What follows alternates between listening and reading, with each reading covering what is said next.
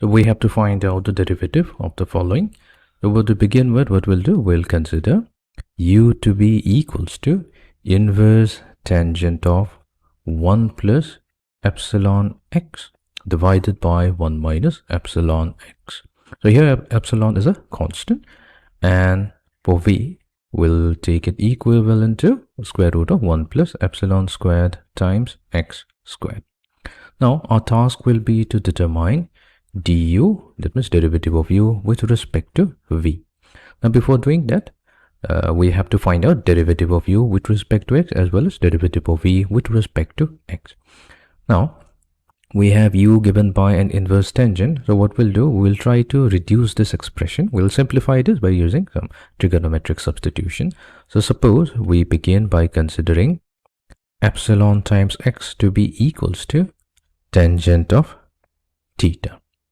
That means we have u equals to tangent inverse of 1 plus tan theta divided by 1 minus tan theta, which will be equals to inverse tangent of, so here we have 1. We can also rewrite it as tangent of pi over 4, because we know the tangent of pi over 4 is 1. We're just replacing at the place of 1. We have tan theta added to it divided by 1 minus tangent of theta. Now we can also write tangent of theta multiplied to tan pi over 4 without affecting anything, because tan pi over 4 is again 1. That's done because here we can use an identity which will be equals to tangent inverse of tan pi over 4 plus theta.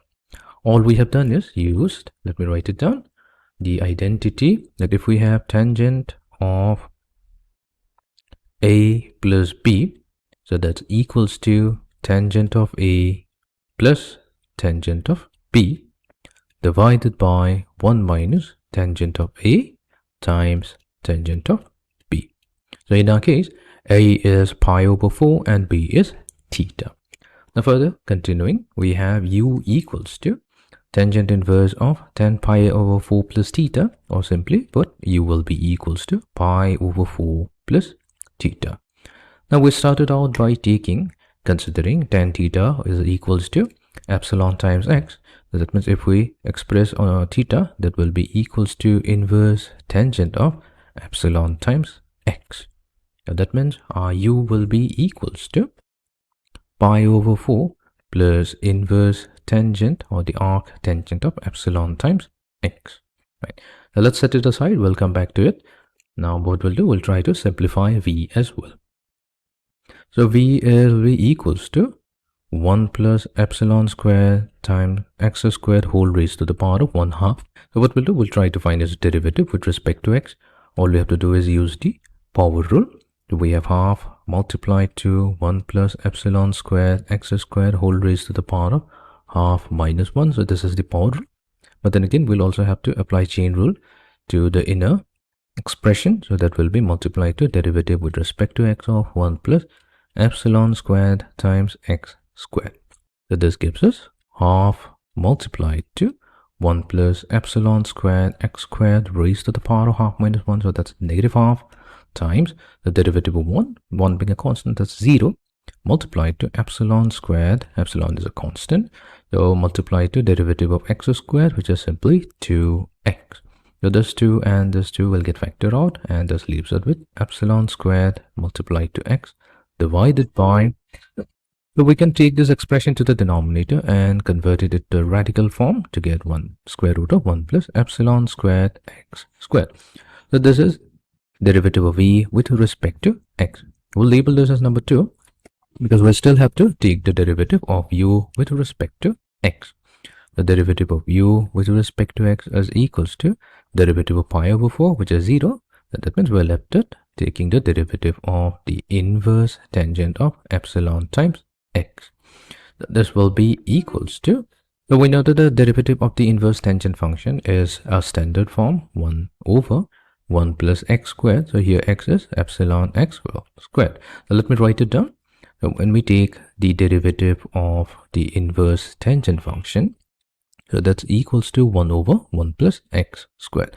So in our case, x value is epsilon times x. So all we have done is replace x with epsilon times x.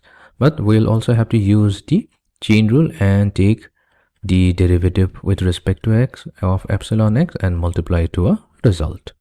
So this is going to give us derivative of u with respect to x equals to, so epsilon is a constant, multiply to derivative of x with respect to x, which is 1. So this is going to be divided with 1 plus epsilon squared times x squared. So this is 1. So we have already obtained the derivative of v with respect to x. So let's write it down as well. Derivative of v with respect to x was epsilon squared times x divided by square root of 1 plus epsilon squared x squared. So this was number 2.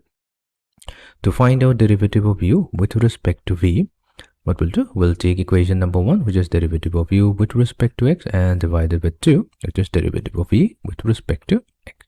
Simply put, this will be epsilon divided by 1 plus epsilon squared times x squared, multiplied to, we'll take the reciprocal of number 2, which is square root of 1 plus epsilon squared x squared divided by epsilon squared times x. So that means we have derivative of u with respect to v equals to, so here 1 epsilon from the numerator, 1 from the denominator goes away. So this expressions, which is square root of 1 plus epsilon squared x squared and 1 plus epsilon squared times x squared, they will get combined to give us 1 over x. So this x we have, and we also have an epsilon, x epsilon times square root of 1 plus epsilon squared x squared. Right. So that means the final value of the derivative will be equals to 1 over epsilon times x multiplied to square root of 1 plus epsilon squared x squared. So this is the value of the following derivative.